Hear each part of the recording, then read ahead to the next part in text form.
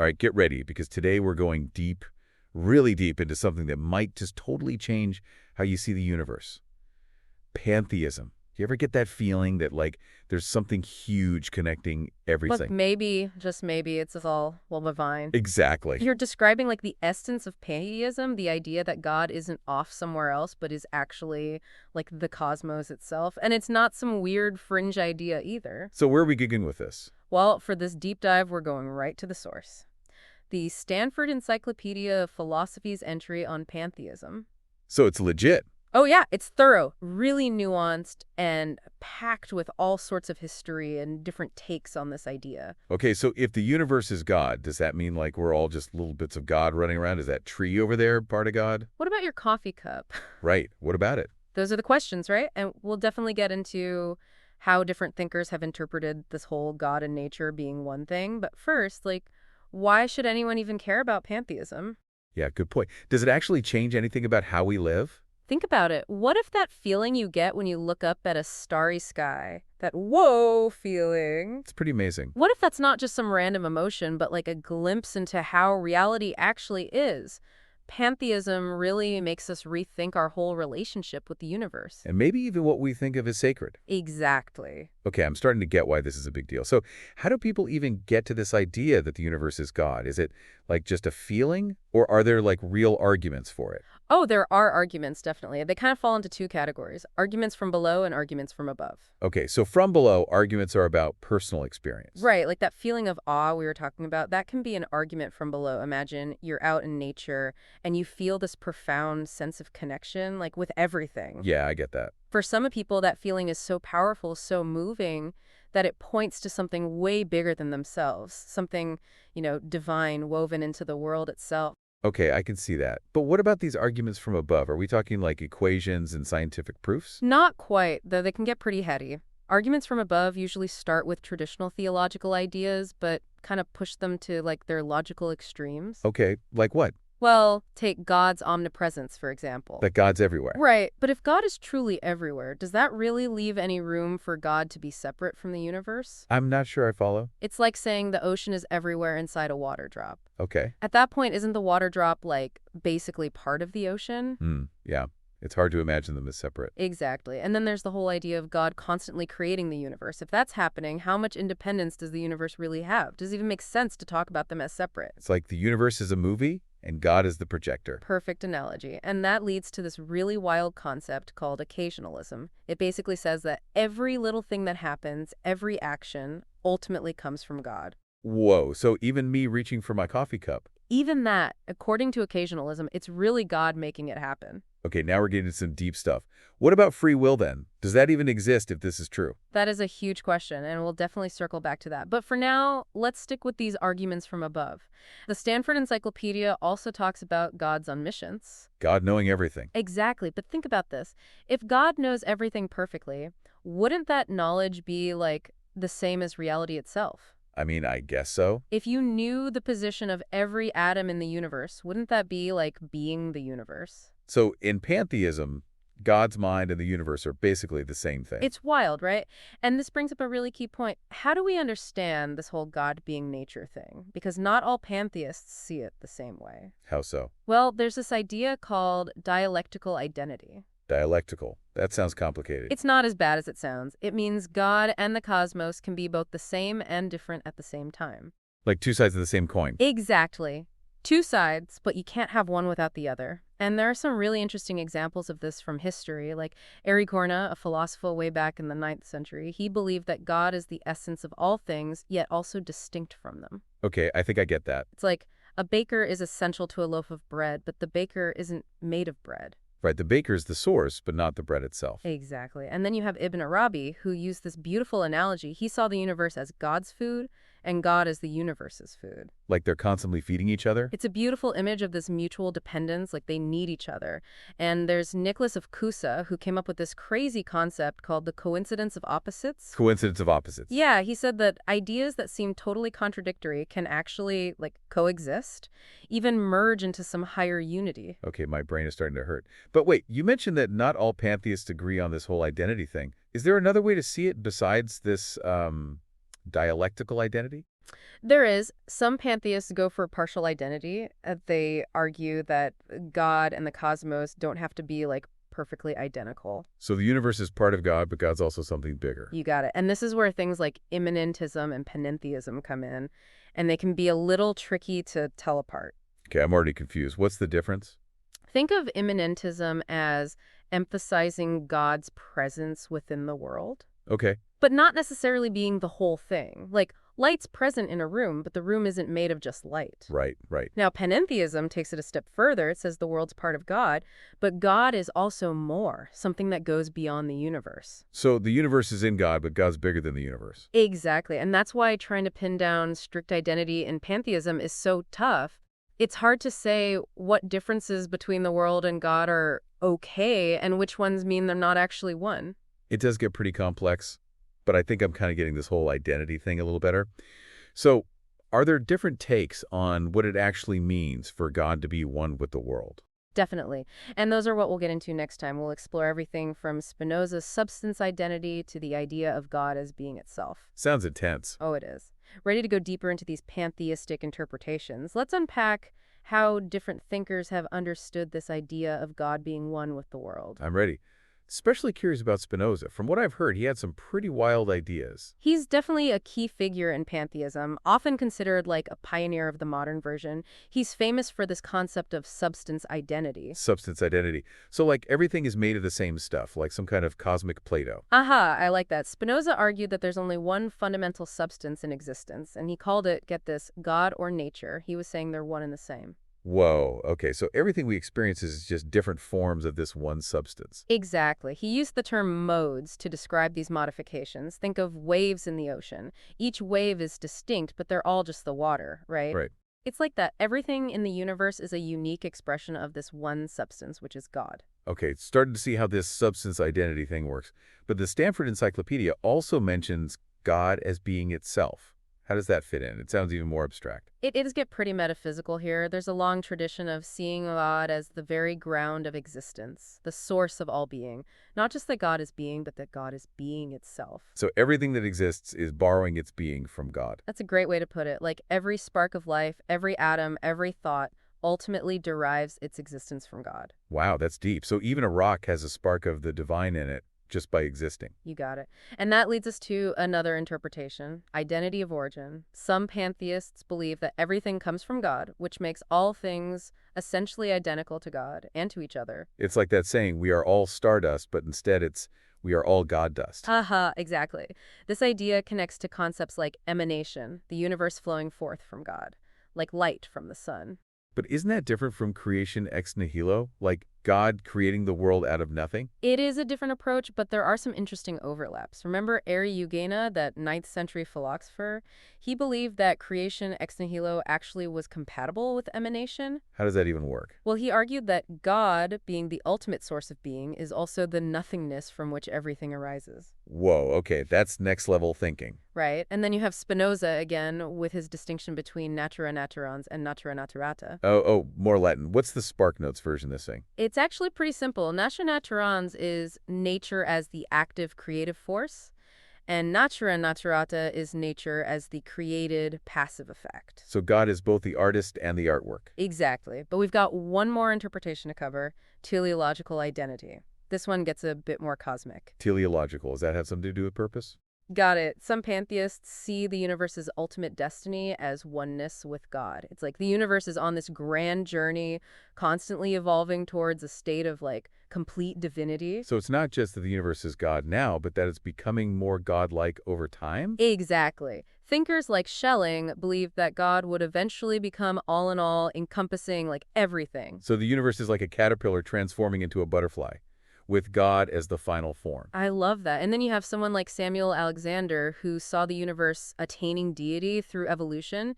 He even suggested that deity is a quality that could like emerge from the universe's increasing complexity. It's like consciousness evolving from the brain, but on a cosmic scale. Exactly. The point is these different interpretations show us that pantheism isn't some rigid doctrine. It's more like a family of related ideas, each with its own little twists and focuses. It's starting to feel like pantheism is less about having all the answers and more about asking the right questions about our relationship with the universe. That's a great insight. And that leads us to another big theme in pantheistic thought, the unity of the cosmos.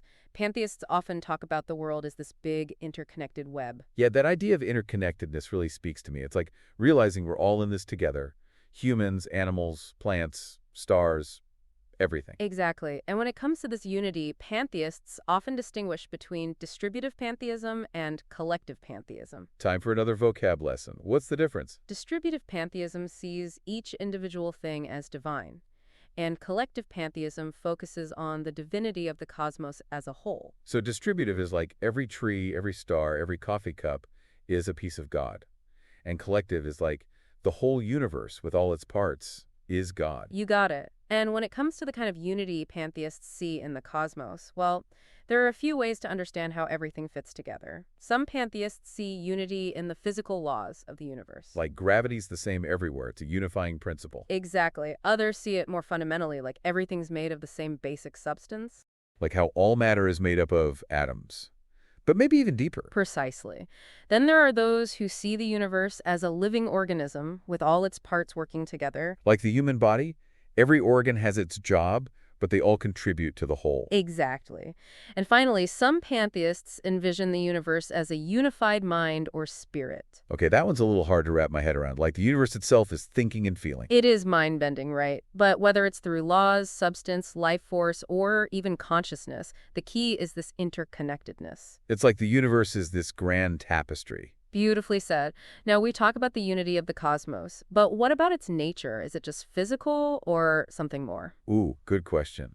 I'm imagining some mystical energy field, but I bet it's more nuanced than that. You're right, it's definitely more nuanced. Historically, there have been three main traditions: physicalism, idealism, and dual aspect theory. Okay, let's break those down. Starting with physicalism. What's that all about?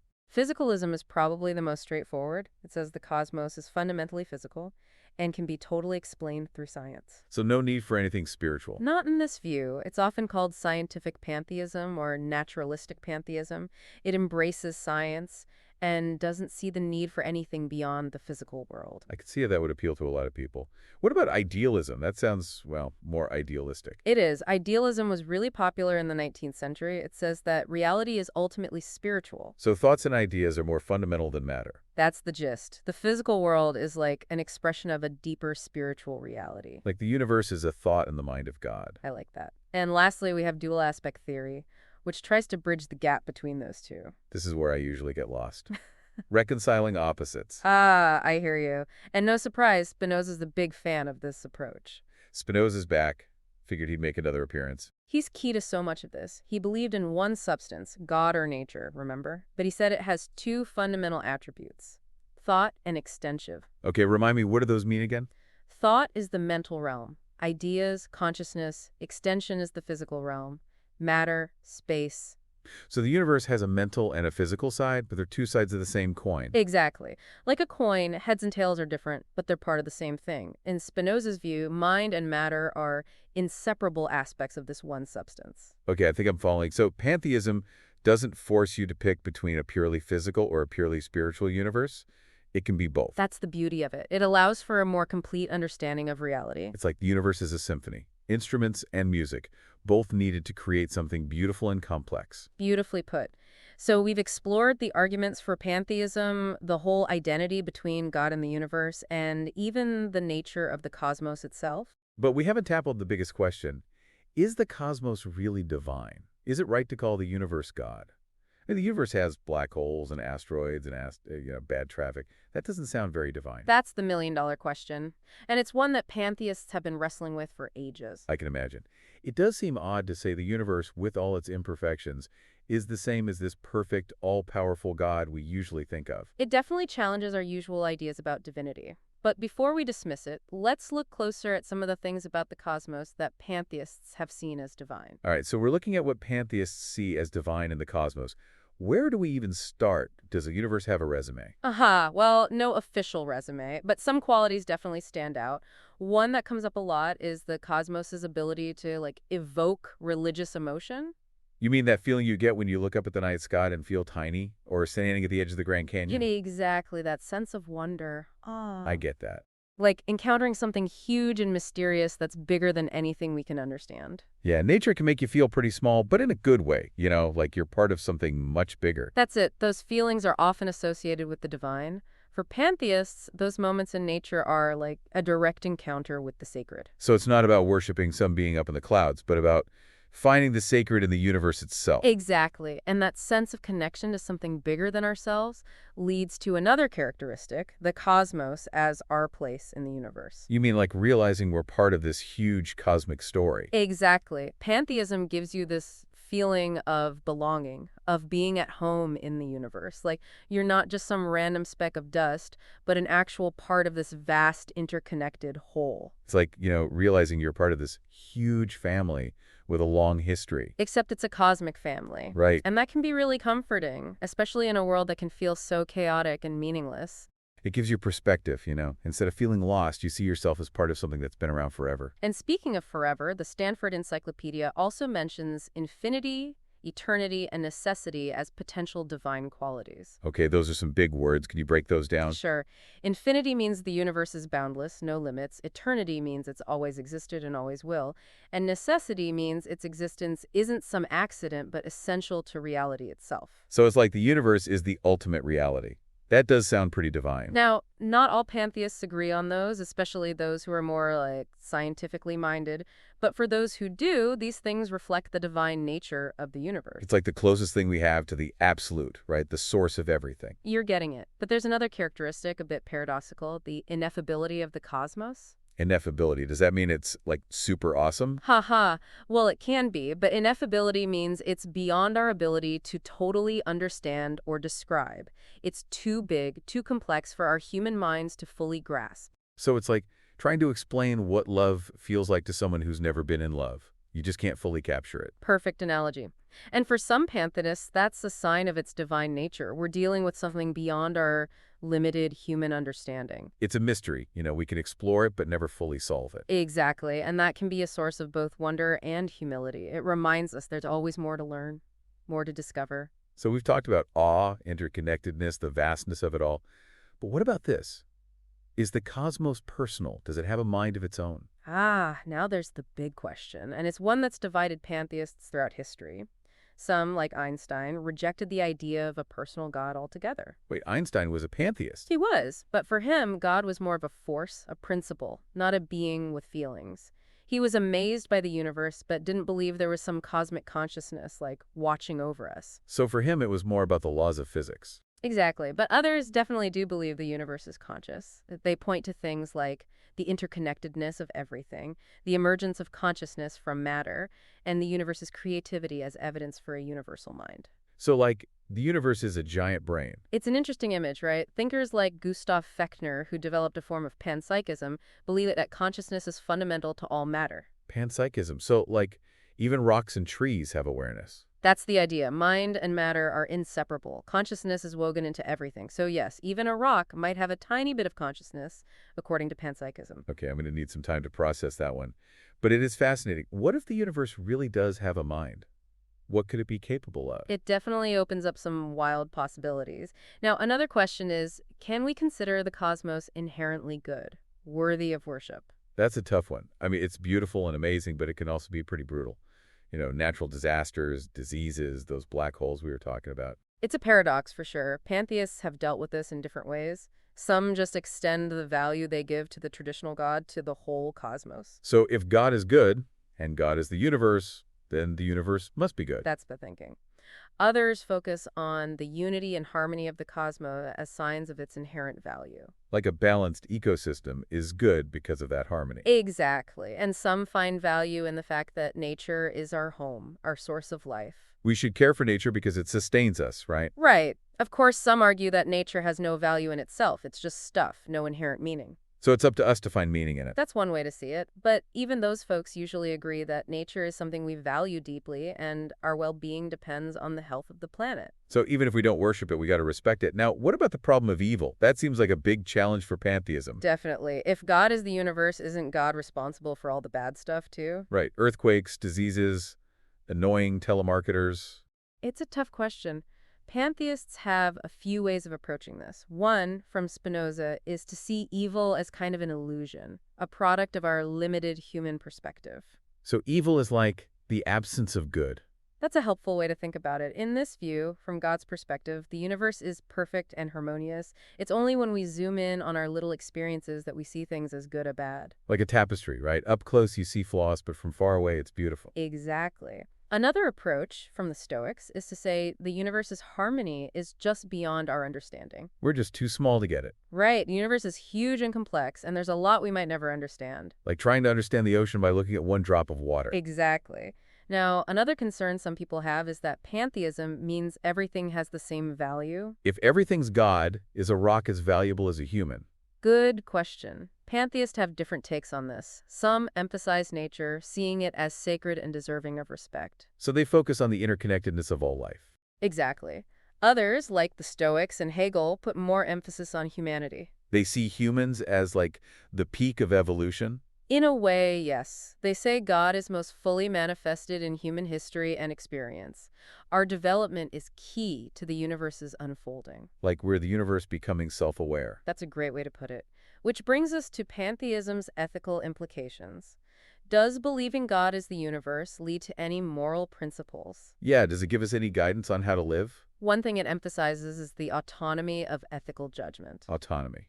We decide what's right and wrong for ourselves. Right, there's no external lawgiver in pantheism. So we're each our own moral compass. In a way, yes. Guided by our conscience and our understanding of how interconnected everything is. This doesn't mean anything goes, but that we have to think ethically and consider how our actions affect the whole web of life. Like we're all in this together. Exactly. Another implication is a strong ethic of altruism and compassion. Putting others' needs before our own. Right. Schopenhauer, who is inspired by Eastern thought, argued that pantheism naturally leads to compassion. Because harming someone else is ultimately harming ourselves. Exactly. And this can extend beyond humans to all creatures, even the whole natural world. So pantheism could lead to a deep respect for all life. It can. Now, it's important to remember that pantheism isn't a religion itself. It's more like a philosophical perspective. So you could be a Christian pantheist or a Buddhist pantheist. Exactly. Pantheism doesn't require you to give up your current beliefs. It's more about how you see the world, not a set of rules. It's like a framework for understanding your own relationship with the divine. That's a good way to put it, which leads to the idea of soteriology, or salvation. Salvation, like achieving enlightenment. Yeah. Within pantheism, it can take different forms. Some find meaning through their connection with the cosmos. Finding fulfillment in this life by understanding our place in the grand scheme of things. Exactly. Others focus on humanity's role in the universe's evolution, seeing our growth as key to some greater plan. Like we're all working to create a better universe. That's the idea. And then there's immortality. Lots of pantheists don't believe in personal immortality, but some find a sense of connection with the eternal universe. So not our individual souls surviving, but recognizing we're part of something bigger that continues on. Like a wave disappearing, but the ocean remains. I like that. Well, this deep dive into pantheism has been quite the journey. We've covered so much. It's been a whirlwind, for sure, from ancient philosophers to modern science. And I think the biggest takeaway is that pantheism isn't some one-size-fits-all thing. It's full of different perspectives, all offering unique insights. It really encourages us to see the world in new ways, to appreciate how connected everything is. It's like an invitation to fall in love with the universe. Beautifully put. Which brings us to a final question. If the universe is divine, how does that change how we understand ourselves, our responsibilities, our relationship with everything around us? That is a great question, one that each of us has to answer for ourselves. So, to our listeners, we encourage you to keep exploring pantheism. Read Spinoza and Hegel, read Wordsworth and Jeffers, and most importantly, look at the universe with wonder and curiosity. Keep asking questions, keep searching, and who knows, you might just find that divine spark within yourself. And on that note, we'll leave you to continue your own deep dive into the mysteries of the cosmos. Until next time, keep exploring and keep expanding your horizons.